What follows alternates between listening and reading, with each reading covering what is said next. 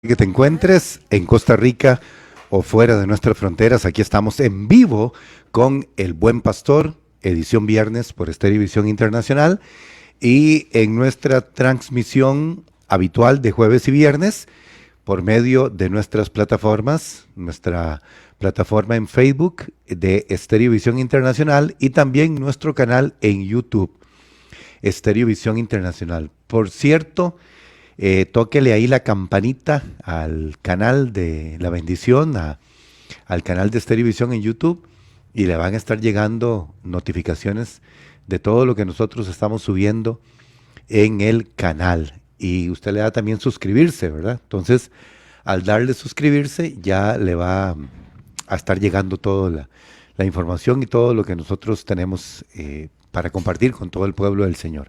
Soy el pastor Rodolfo Arias, estoy con el pastor Juan Luis Calvo Calderón y con mi querido también pastor Sabdiel Mayorga. Hoy, como hacemos todos los viernes, abordamos un tema específico de la palabra del Señor, y con Sabdiel estamos hablando y estudiando acerca de toda la cultura e historia egipcia, que es tan importante, ¿verdad? Porque en realidad tenemos poca información en cuanto a eso, pero gracias a Dios acá en El Buen Pastor le estamos entrando al tema de Egipto y creo que estamos aprendiendo mucho. No sé cuántos viernes nos iremos a llevar, pero es muy amplio y es bastante. Mi querido pastor Juan Luis, bienvenido al Buen Pastor. Pastor Rodolfo, qué gusto saludarlo a usted, a Sabdiel que tengo aquí a mi siniestra, a todos los hermanos que están en sintonía siempre. Es una gran, pero gran bendición, Rodolfo, compartir este bellísimo espacio del Buen Pastor, donde aprendemos mucho. Viernes ahora contextualizando los tiempos bíblicos, particularmente la historia del nacimiento de Israel en Egipto y todo lo que esto significa para el conocimiento del el origen de todas las cosas, Pastor Rodolfo. Sobre todo el origen del pueblo de Israel como una nación, siendo que Dios cuando los saca de Egipto, los lleva al monte Sinaí y allá les dice, ustedes me serán un reino de sacerdotes, y de gente santa. Entonces no es irrelevante estudiar este aspecto histórico en donde se encuentra inmersa en mucho la historia de la Biblia o la Biblia en la historia del Antiguo Testamento. Así es. Bueno, mi querido Sabdiel, bienvenido. Muchas gracias, Pastor Rodolfo. Qué gusto estar nuevamente con usted, compartiendo acá, como siempre, con el corazón dispuesto a aprender de usted y con el corazón dispuesto a compartir también con toda nuestra amable audiencia que nos escucha este viernes tan lindo, que no está lloviendo, ¿verdad? Todavía por el momento, porque ha estado un poquito lluvioso estos días atrás, pero hoy está haciendo un clima bonito, sí, ¿verdad? los estuve escuchando hace 8 días. Nosotros veníamos de una reunión de la Cámara Nacional de Radio y me pareció muy, muy importante, muy interesante el tema que estaban tratando. No sé si ustedes lo concluyeron o seguimos sobre el tema del viernes anterior. Correcto, pastor. El viernes pasado estuvimos hablando acerca de algo que nos dio Egipto como herencia al cristianismo, que es la Septuaginta, que fue el libro que la traducción de las escrituras hebreas que ha más marcado, le decían la Biblia de los apóstoles. Y bueno, y muchos estudiosos e historiadores creen que definitivamente nuestro Señor Jesús usó en algún momento esta traducción. Muchas de las citas bíblicas que hace Jesús, de las menciones, cuando Él dice, escuchaste que fue dicho, ¿verdad? Oíste que fue dicho. Oíste que fue dicho, eran traducciones de la Septuaginta. Y al día de hoy, muchas concepciones que nosotros tenemos, precisamente que tal vez difieren un poco de la concepción que tienen los judíos, es porque nosotros nos basamos básicamente en la traducción de la Septuaginta. Entonces, bueno, sí hablamos de eso la semana pasada, concluimos el tema y hoy quiero compartir con ustedes, Pastor Rodolfo, de algo, es un tema también muy interesante que cuando hablamos de Egipto, y definitivamente en nuestra mente, ¿qué viene? ¿Qué imágenes pueden venir a nuestra mente cuando decimos Egipto? Yo diría cosas características Sí. como Pirámides. las pirámides, A la ver. esfinge, El Finge, las momias, Las momias. el desierto, El desierto. el río Nilo. Algo, los algo. obeliscos. Los Ah, obeliscos. ok. Los obeliscos, muy bien. Los jeroglíficos también, que Ajá, hablamos cierto. de eso la semana pasada, de cómo... Las cómo momias. Las miomias, decía, ¿verdad? Chao. Pero el pastor Juan Luis acaba de mencionar los obeliscos. Es algo muy característico que incluso muchos obeliscos egipcios están en otros países. ¿Por qué están en otros países esos obeliscos? ¿Verdad?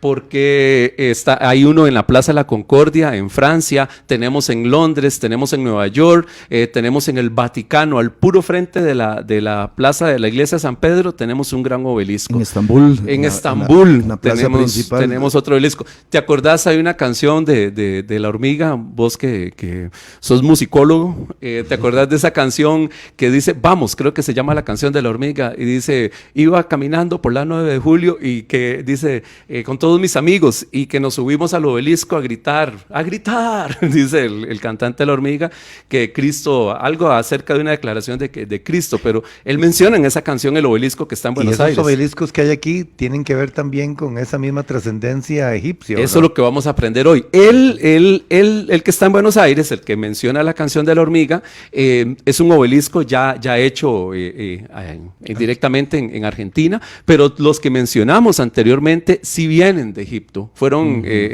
sacados de Egipto. ¿Por qué? Porque tiene una peculiaridad, se pueden transportar.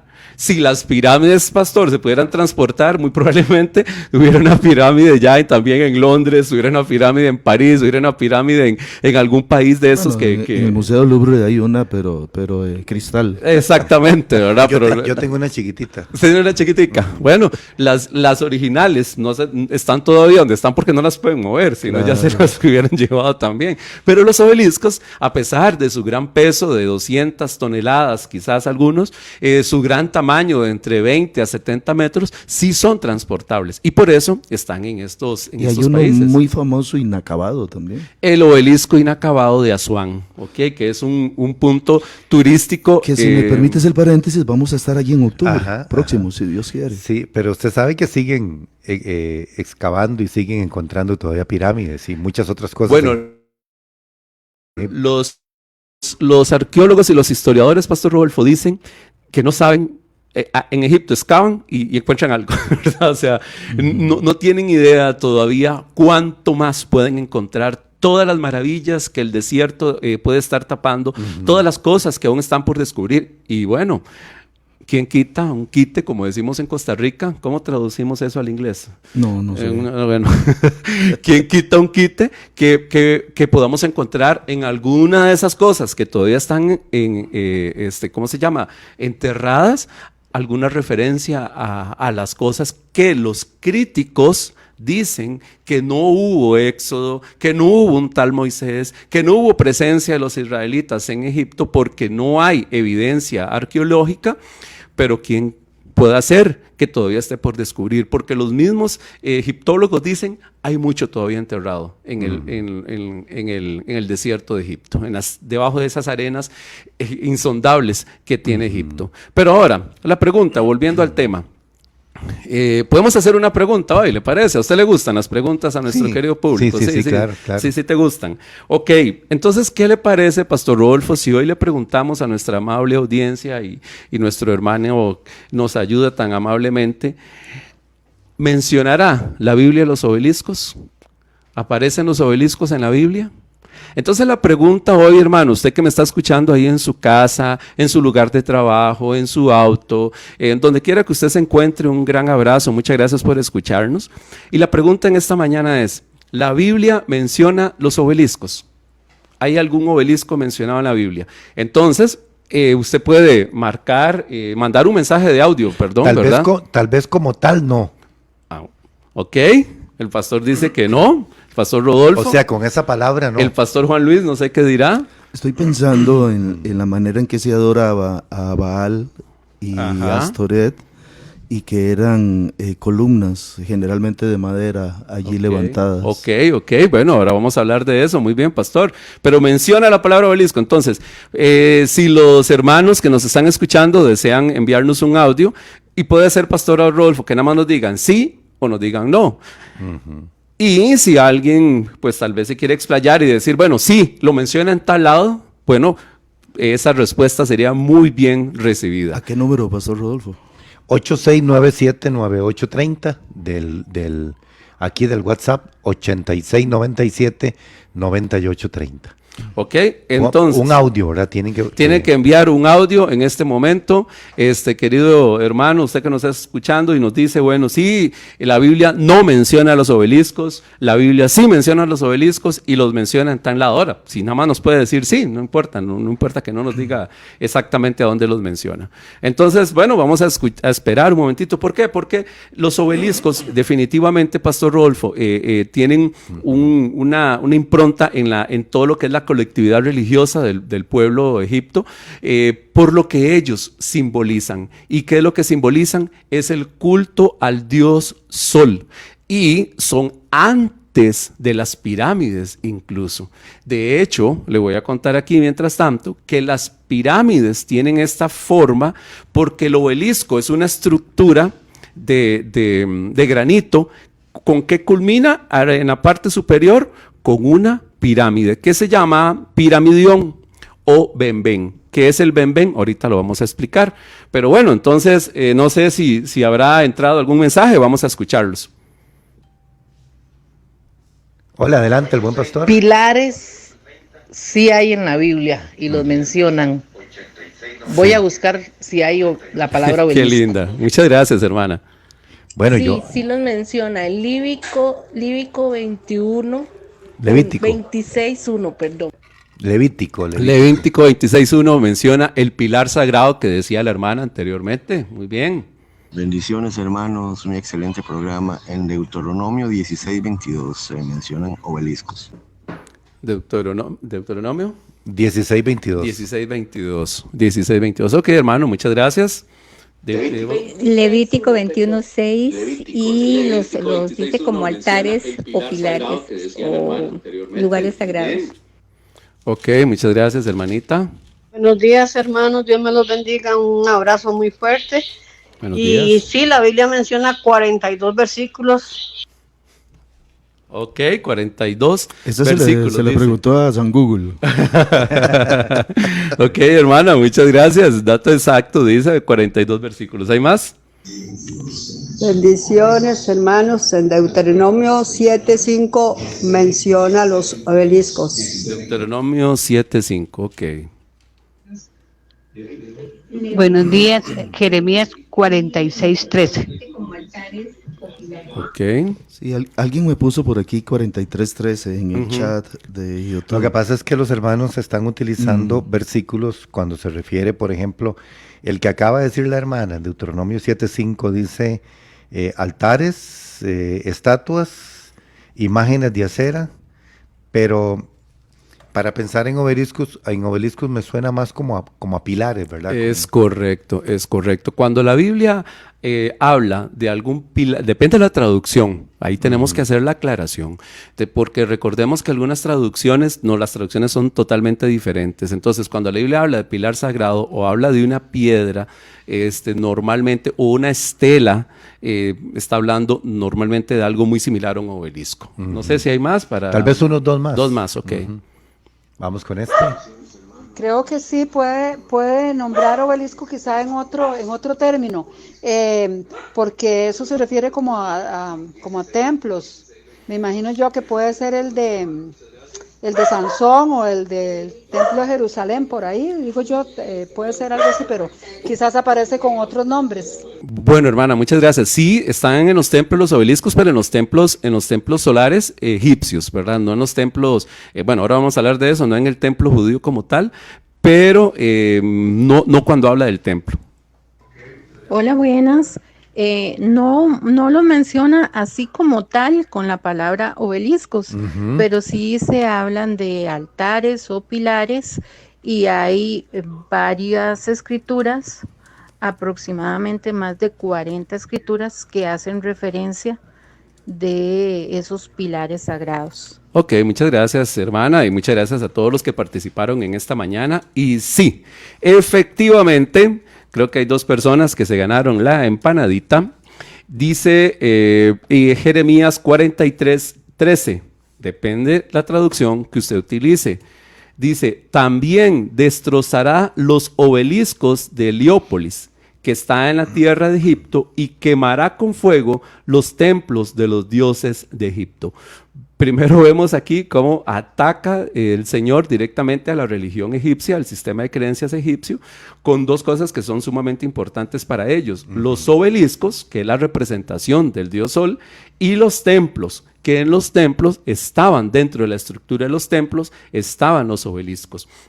Depende de la traducción, puede ser en Jeremías 43:13, que no diga obelisco. En la Biblia de las Américas dice obelisco, en la Nueva Biblia Latinoamericana dice obelisco, en la Reina Valera Gómez dice estatuas de Bet Semes. Ahora, ¿quién es Bet Semes? Shemes es el nombre hebreo para el dios Sol. Entonces, decir estatuas de Bet Shemes es una estatua que está dedicada al dios Sol. ¿Ok? Entonces, tal vez leemos Bet Semes y no, nada más seguimos la lectura y no hacemos un alto, ir a investigar qué es Bet Shemes como tal. Bet, recordemos que es en hebreo la denominación para casa, para hablar de una casa. El Bet Hamidash es el templo, es la casa donde habita Dios. El Bet Hamidash es el templo. ¿Cómo se llama? Donde está el Knesset ahorita, también tiene la Asamblea Legislativa de Israel, ¿verdad? También tiene ese prefijo de Bet. Bet es casa. Y en algunas versiones de Jeremías 43 dice Bet Semes, que es la casa de ese Dios. No sé si usted tiene alguna otra versión, pastor, alguno de los 2, pastor Juan Luis. No. No, ok, perfecto. Entonces, en Jeremías 43:13 menciona directamente los obeliscos. Entonces, sí, vemos cómo, aunque a veces tal vez no lo sintamos de esta manera, cómo la religión egipcia está presente dentro del texto bíblico. Ok, entonces, ahora, lo que decían los hermanos que nos estaban comentando anteriormente, sí, el texto bíblico sí menciona en infinidad de veces, hace referencia, Pastor Juan Luis, a tal vez no con la palabra pilar, no con la palabra obelisco, pero sí hace referencia muchos textos a imágenes que son similares a un obelisco, que era lo que estábamos hablando anteriormente de los... Como los lugares altos que se construían a Baal y a Astoret, y que generalmente eran una especie de pilares de madera. Bueno, también podrían hacerlo de concreto, pastor y hermanos, que también tenían una alusión fálica. La idea es que fuera un falo, entiéndase, un órgano genital masculino, y que eso también exaltaba, según ellos, la virilidad. Estaba leyendo la Biblia 2 habla hoy, efectivamente, en el 43:13 de Jeremías, dice los obeliscos de Heliópolis, ¿verdad? Que es esta famosa ciudad del sol. Dice a unos 8 kilómetros, ubicado a unos 8 kilómetros del Cairo, al nordeste del Cairo, y Heliópolis o Bet Semes significa, como creo que lo dijiste, ¿verdad? La ciudad. Es que Bet Semes es en hebreo. Sí, correcto. Y Heliópolis es en griego. Acordémonos las polis, ¿verdad? ¿Se acuerdan? Las polis griegas, ¿verdad? En el colegio, cuando vimos esos temas. Polis es ciudad. Y helio en inglés es sol. Entonces, es la misma palabra, nada más que una es en griego y la otra es en hebreo, que es la casa o un lugar dedicado al dios sol. Helio en inglés dijiste, helio en griego. ¿Perdón? Helio en griego. Helio en griego, sol. Sí, es que dijiste helio en inglés. Ah, en inglés dije. Ok, es que como es mi lengua materna, pero sí, helio es la teoría heliocéntrica. ¿Se acuerda? Entonces es que el sol es el centro. Pero sí, Levíticos 26:1, por ejemplo, dice, no os haréis ídolos, ni levantéis imagen tallada, ni pilares sagrados. ¿Qué es un pilar sagrado? Estamos hablando de una forma de obelisco. Deuteronomio 16:22, no levantarás para ti pilar sagrado. Entonces, a veces las traducciones puede ser que nos los presenten de otra manera, pero siempre donde la Biblia nos habla de un pilar sagrado, nos está hablando de una forma de obelisco. Oseas 3:4. Porque muchos de los hijos de Israel quedarán sin reyes y príncipes, sin sacrificio y sin pilar sagrado. O sea, lo vuelve a mencionar varias veces. Miqueas también menciona los pilares sagrados. Primera de Reyes 14:23, porque también edificaron para sí lugares altos, pilares sagrados y aceras. Voy a hacer aquí un pequeño paréntesis para hablar de lo que está diciendo precisamente el pastor Juan Luis. Estos, pastor, van siempre normalmente de la mano, ¿okay? Cuando el pueblo de Israel se aparta de la adoración de Yahvé, de la adoración del Dios, del único Dios de Israel, ¿qué es lo que erigían? Lugares altos. ¿Qué son lugares altos? Un lugar alto está relacionado precisamente con una divinidad. El templo de Jerusalén está en un lugar alto, por eso los salmos se llaman los salmos de elevación, ¿verdad?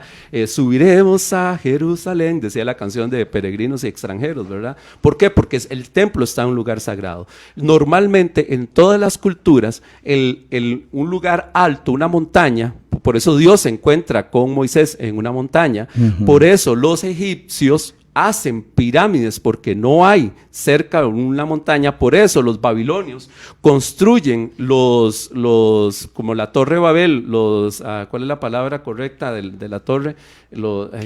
Se me fue ahorita, la tenía.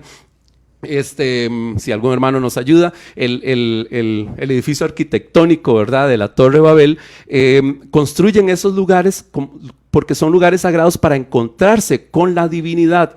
Encima de la torre está el templo donde habita el Dios de los babilonios. La pirámide también es una forma de un lugar sagrado. Entonces, cuando habla de lugares altos, la Biblia siempre es un lugar donde el pueblo de Israel subía a alguna montaña, alguna pequeña montaña, o si no había montaña, hacían algo como un tipo de altar para adorar ahí, pero normalmente adoraban a dioses falsos. Las aceras o Astarte, depende de la traducción que se utilice, era una diosa fenicia, era la esposa de Baal, la consorte de Baal, y normalmente era representada con un árbol, con una rama, alguna cosa de un palo, como decimos en tico, ¿verdad? Entonces ellos iban, los israelitas, cuando nos habla aquí, iban a algún lugar de esos, ponían, si había cualquier palo de lo que fuera, para ellos era Aserá o Astarte o Astoret, y si ponían una piedra al lado, también tenía un símbolo sagrado para ellos, para adorar a cualquier dios que fuera. Por eso se han encontrado, incluso se encontró un templo, pastor, un vestigio de un templo en Israel, donde dentro del templo, y así antes de la reforma de Josías, en Primera de Reyes 16, hay dentro del templo un pilar, una piedra grande que no tiene ninguna inscripción, no tiene nada, simplemente es un símbolo de un dios pagano específico. Entonces siempre esto, pastor, usted tiene toda la razón, siempre los lugares altos, los pilares sagrados y las aceras van relacionadas siempre con algún culto he leído que los lugares altos no necesariamente eran altos. No. Es decir, podía ser en un llano, pero que era dedicado a una divinidad, y que consecuentemente se le daba la nomenclatura del lugar alto también. Aunque en términos de milicia era estratégico los lugares altos. Bueno, las ciudades generalmente tendían a construirse en lugares altos para hacer fortalezas que fueran de más difícil acceso. Correcto. Siempre por eso las murallas, es lo que se llama hoy día, ustedes en arqueología van a ver la ciudad de Tel Dan. Tel, Jericó, porque el Tel implica esa pequeña elevación que se hacían las ciudades estratégicamente para defenderse. Si usted llegaba con un ejército a sitiar la ciudad, y si la ciudad estaba en plano, era más fácil poder atravesar las murallas, subir las murallas, ¿verdad? Pero si la ciudad estaba en alto, era más difícil porque usted tenía no solo que esa elevación, sino que además las murallas. El ejemplo más claro es Masada, que estaba elevado total y absolutamente y encima las murallas. Yo te tengo una pregunta para volver. ¿Por qué se fabricaban estos obeliscos en Egipto? Okay. ¿Cuál era la razón? ¿Cuál era la razón? Según la cosmogonía egipcia, cosmogonía se refiere a los relatos típicos de la creación de cada civilización, de cada cultura, de acuerdo al relato de la creación de ellos, dice que al principio estaba el Dios creador, que ese Dios creador, algo importante que tenemos que saber, pastor, es que usted puede escuchar hablar de Amón, puede escuchar hablar de no barrio Amón, pero sí Amón, como el barrio, Amón, puede escuchar hablar de Atún, pareciera como el atún, pero con M al final, o Ra, vienen siendo los mismos dioses. Depende la zona de Egipto y depende la época también, el dios solar siempre fue teniendo un nombre diferente. Por eso, más adelante, Akenatón, el famoso faraón, cambia el nombre del dios solar o la deidad y ya no va a ser Amón o no va a ser Ra, sino que es Atón. Y Atón es el disco solar, no es tanto el sol. Pero bueno, al principio estaba esta deidad solar, llámese Amón, llámese Ra, llámese Atún, llámese como se llame. Dice que se sentía solo y hay un caos, un lago primigenio. Okay, unas aguas acuosas primigenias. Esas aguas como tal tienen el potencial de la vida, dice el relato egipcio, ¿verdad? No es que estoy diciendo que sea así, así piensan los egipcios. Y emerge de esas aguas, emerge una pequeña colina donde Amón está sentado. Entonces, eso es la forma de explicar la separación del agua, como habla Génesis, del agua y de lo seco. Esa pequeña colina que emerge, es una pequeña colina con esta forma, como la forma de una pirámide, se llama Benben. Ellos le dicen Benben. Y de ahí, de esa colina que emerge, de ese mar acuoso, de ese mar primigenio, que está cargado de vida, es donde se empieza a construir, Amón empieza a construir el mundo. Lo que nos estás explicando es cómo los egipcios mantienen o expresan o justifican su relato de creación. Correcto, así es. Ellos lo ven de esta manera. Entonces, dice que de hecho... por lo que te entiendo, perdón, lo importante para ellos es el sol, entonces.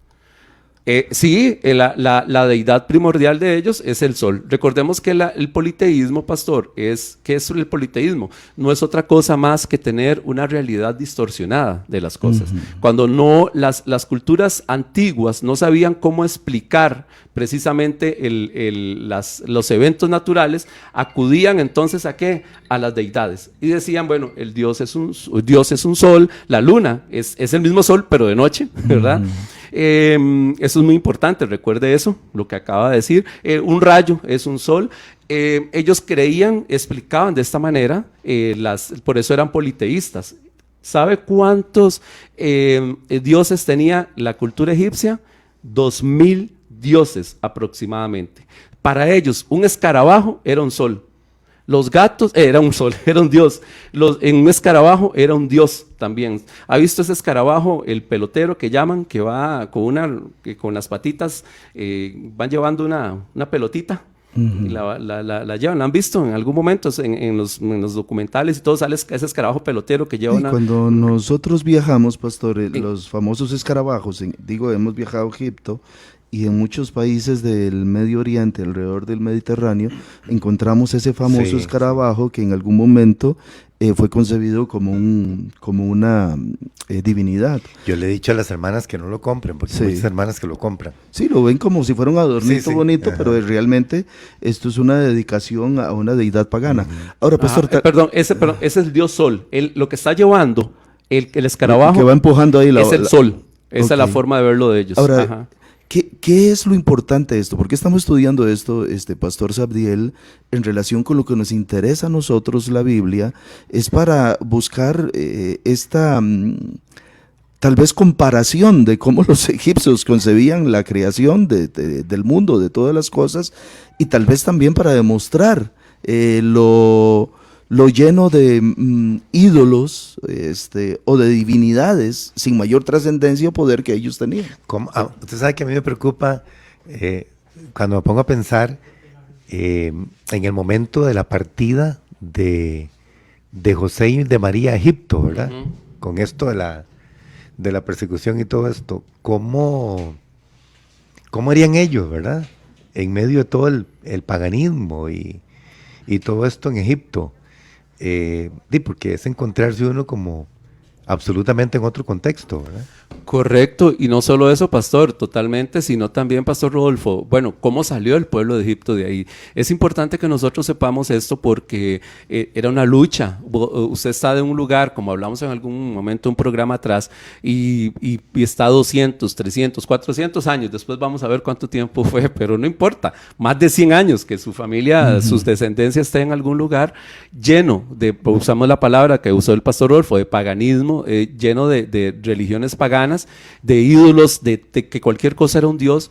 Es muy difícil pensar que la gente que convive en ese lugar no se haya contaminado de alguna manera, no haya más si usted piensa, Dios, ¿dónde está Dios? ¿Verdad? Que es lo que muchas veces... O sea, Moisés no la tuvo difícil, pastor Juan Luis. No la tuvo... No la tuvo fácil. No la tuvo fácil, perdón, porque con razón ahora entiendo cómo él quiso como evadir la responsabilidad, porque Moisés conocía ya la situación religiosa. Pero las posteriores plagas, pastor, era una manifestación de Dios diciendo... Como anulando esos dioses. Todos esos dioses son nada. Ahora, claro, muy importante. Dos cosas que pasan ahí. No solo ponernos en el lugar de los hebreos, sino en lugar de los egipcios. Si Moisés llega y le dice, vengo de parte de un dios, sí, ¿cuál de los 2000? Le va a decir Faraón. No. Es que no es el 2001. Yo vengo de parte de Dios. Sí, de un Dios. No, de Dios. ¿Verdad?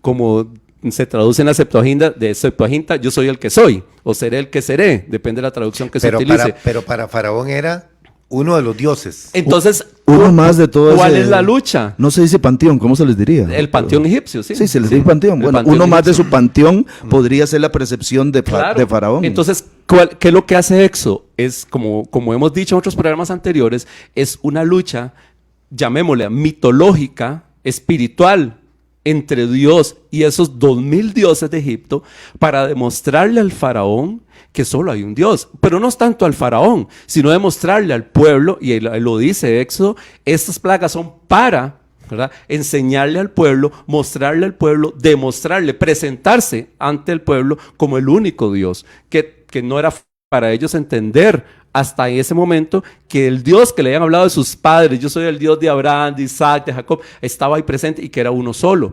Entonces, hay un actor importante dentro del paganismo egipcio que es Eka. Eka es la magia. Voy a hablarlo de esta manera para que me entiendan los hermanos y poder entendernos todos. Para ellos era como el papel similar al Espíritu Santo. Con mucho respeto lo digo, pero para que podamos entenderlo. Sin la magia, los dioses egipcios no funcionan. Sin la magia, los dioses egipcios no pueden hacer nada. Entonces, la magia está presente antes de la fundación del mundo.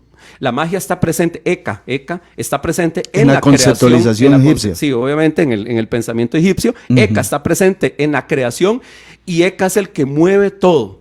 Todos los dioses hacen lo que hacen por medio de Eka. Y entonces la magia es para ellos. Y una pregunta, ¿es por eso que los faraones tenían su corte de magos? Correcto, exacto. Por eso las primeras que Dios trae, la primera lucha es contra los magos. Los magos son sacerdotes también. No era cualquier persona que podía ostentar el título de mago. Pero tenían cierto poder también. Mucho poder. Y en la historia de Egipto... Pero el tema de las varas, la de Moisés y la de los magos. Ahí digo que tenían cierto poder. Claro, ahí estaba demostrándole... ¿Ahí quién es quién? Si el Dios de Moisés estaba demostrándole la frutilidad, la inutilidad de Eka. Ellos no están viendo ahí una vara, ellos están viendo a Eka. Su poder. El poder de Eka, actuar, y cómo hay otro poder más grande que Eka. La fuerza que movía su mundo. Es correcto. El impacto para Faraón, porque en la mente de Faraón nunca se hubiera imaginado que iba a suceder eso. Correcto. No, es que cuando Moisés pone la vara, ¿verdad? Y que se convierte en una serpiente, Faraón dice, pues mis magos hacen eso mismo, ¿verdad? Pero no se imaginó el resultado. la serpiente, en este caso la vara de Moisés, se iba a tragar las otras. Esto era una imposición de Por poder. eso, es ahí como se le tiene que haber hecho a Faraón como un nudo en el cerebro. Ahí, Claro. ahora ¿qué es esto? Claro, totalmente. Ahí es donde por medio de eso, ¿qué es lo que está demostrando? La superioridad de Yahvé. Lo que está demostrando es, yo soy más grande, yo soy más fuerte que todo el poder que ustedes creen que mueve a todos los dioses. Porque sin Eka no había comunicación entre la gente y los dioses. Eka era el que movía todo. Las respuestas venían a través de Eka. Ahora, ¿por qué el sol y por qué este obelisco? O sea, que es que la intención del famoso obelisco, que ya vimos que la Biblia lo menciona y lo condena, ¿por qué era de los egipcios a hacer estas figuras? Porque primero representaba al dios Sol, al Ra, Amón, al creador, llámese como se llame, el nombre que le dieran, en la zona que le dieran, en la época que le dieran. Plantarlos así, mirando hacia el cielo y puntiagudos y todo esto, es como correcto. que estaban dirigidos al sol. Porque, te voy a explicar, cuando el piramidión, esta forma, o el benben, como quiera llamarle, esa forma puntiaguda que está triangular, digamos. Nosotros lo vemos, es que es piramidal. Sí, piramidal. Si usted lo ve de abajo no se ve, pero si uno dice, lo ve como una puntita nada más, pero si usted lo ve bien, es una pirámide pequeña. Sabiel, aquí en el Parque Cartago hay algo similar a eso. Hay un obelisco. Vos sabes que sí, pero es como un en el cono. Sí, ya me acuerdo. Sí, lo vi. Yo creo que van en esos mismos contextos. Porque actualmente el obelisco es un símbolo de poder y tiene que ver con lo que decía el pastor. Nada más voy a tratar de avanzar con eso. ¿Lo quitaron? Qué bueno. Lo quitaron, el obelisco. Ok. Entonces, ¿qué es lo que pasa? El obelisco o el remate del obelisco, el piramidión, esta forma puntiaguda, estaba rematada con oro normalmente o algún metal brillante. Cuando ellos veían eso y los rayos del sol, el sol es Dios, ¿ok? Entonces pongámonos en el papel. Para ellos, ¿verdad? Exacto. Pongámonos en el papel de un egipcio de aquel momento. Viajemos en el tiempo. Y ojalá puedan viajar con los hermanos en este viaje a Egipto, pero por el momento viajemos en el tiempo. Viajemos 5,000 años atrás. Y el Dios, el sol, lo que estamos viendo es a Dios. Y vemos los rayos del sol donde caen. Y lo primero que tocan, porque es lo que está más arriba, es el piramidión, es el benben. Y se reflejan esos rayos del sol. Y donde esos rayos del sol se reflejan, caen sobre todo el reflejo, sobre todas las personas que están ahí. Entonces yo, que estoy en ese momento delante del piramidión, estoy absorbiendo los rayos del sol. ¿Qué estoy absorbiendo? La divinidad. La divinidad. Y por eso es tan importante para ellos. Ahora dime un asunto, y tal vez no es hasta en aquella época, si no nos venimos a los tiempos modernos. ¿Por qué hay uno en la bendita plaza de San Pedro? Ok, déjame avanzar un poquitito y te explico. Porque te decía, porque son símbolos de poder actualmente. ¿Por qué símbolos de poder? Voy a explicar, nada más dame 2 minutos para explicar. En Washington también está el famoso. Sí, ese sí no es egipcio, pero sí es un símbolo de poder. ¿El de también. San Pedro sí es egipcio? El de San Pedro es egipcio, totalmente. Ese lo habían llevado al circo de Nerón. Se dice la tradición que cerca de ese obelisco fue donde martirizaron a San Pedro. Por eso tiene mucha importancia para ellos. Ese no tiene jeroglíficos en ningún lado, lo que tiene son unas inscripciones en latín, en la base, pero sí tiene el piramidión y sí sigue siendo un símbolo de lo que los egipcios creían. ¿Y cuál es el fin de que esté San Pedro? ¿Qué era? Bueno, esa es una muy buena pregunta. Algunos dicen que es por esto, porque actualmente es un símbolo de poder. ¿Por qué es un símbolo de poder? Bueno, voy a explicar esto con mucho respeto. Tiene más bien una significancia muy pagana, muy idólatra. Sí, o sea, ¿qué hace un símbolo pagano delante de una organización religiosa? Esa es la pregunta. ¿Por qué tiene un símbolo de poder? Bueno, voy a explicar esto con mucho respeto. Es lo que decía el pastor anteriormente. Los obeliscos se cree que es un símbolo fálico. ¿Ok? ¿Por qué es un símbolo fálico? Porque cuando, voy a devolverme un momentito, cuando Amón o Ra o el dios que sea, Atún, está ahí en la cima del benben, del piramidión, él crea a dos dioses, los primeros 2 dioses, que es Chu, que es el aire, y Tefnut, que es la humedad. Ok, son esos únicos 2 dioses.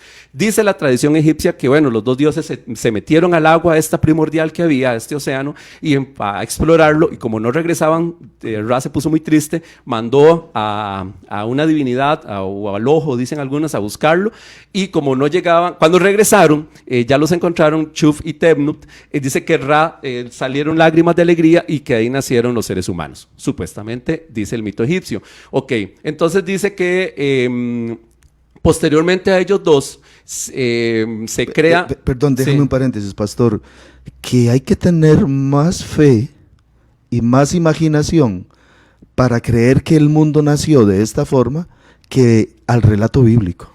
Sí, cada civilización, cada cultura lo ve de esta manera, de diferentes maneras. Los babilónicos pensaban en Marduk, que partió a la serpiente en dos. La palabra fálica, ¿a qué te referiste? ¿Qué era fálico? Es un símbolo fálico, es un órgano, el órgano reproductor masculino. Sí, porque el falo es una expresión psicológica. Sí, correcto.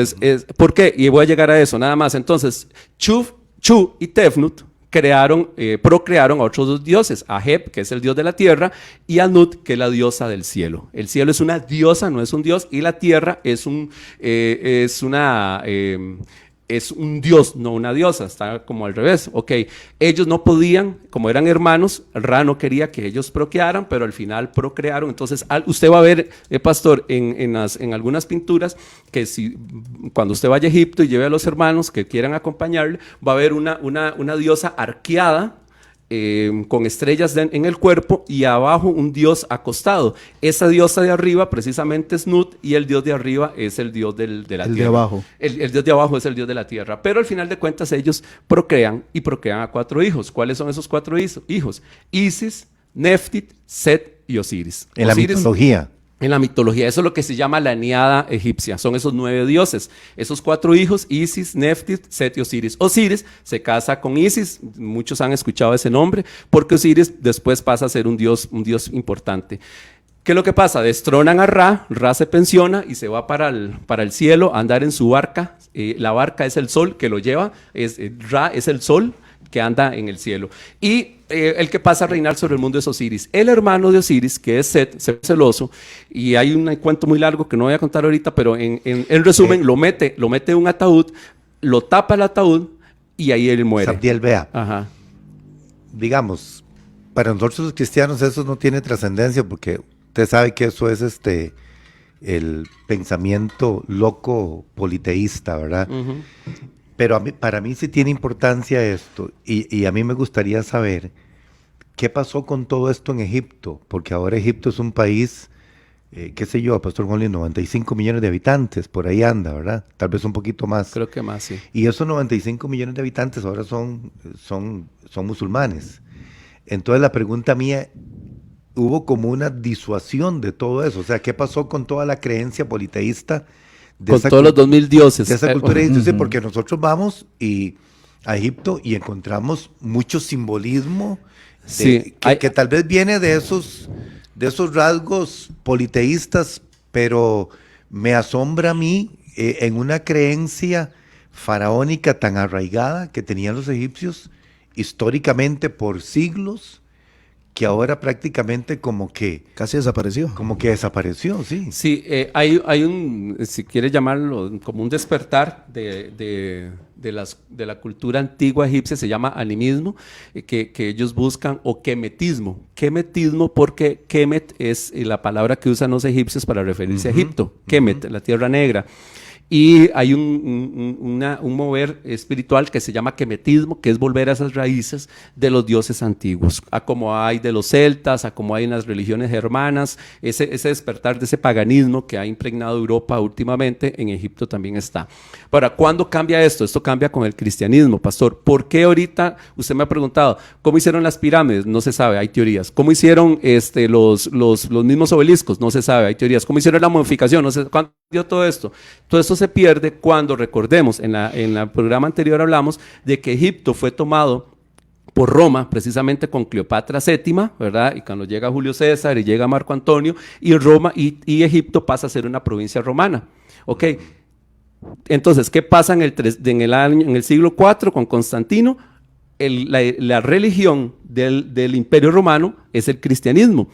¿Y qué es Egipto? Una parte del Imperio Romano. Ahí es donde nacen los cristianos coptos, que ustedes han escuchado hablar de ellos. Entonces, el cristianismo se encarga de borrar todo este vestigio de paganismo, entonces por eso se pierde las tradiciones de la momificación, Pero de la tampoco construcción. quedó establecido el cristianismo. No, porque en el siglo VII, acordémonos que con Mahoma, toda esta zona pasa a ser una zona musulmana. Los árabes, los musulmanes, conquistan a través de la yihad, de la Guerra Santa, toda una cantidad de territorios: Arabia Saudita, Egipto, Jordania, Siria, todos esos países que conocemos hoy día con esos nombres, son conquistados por espada, porque así era y sigue siendo la creencia Egipto fue absorbido por el Imperio Otomano, ¿sabes eso?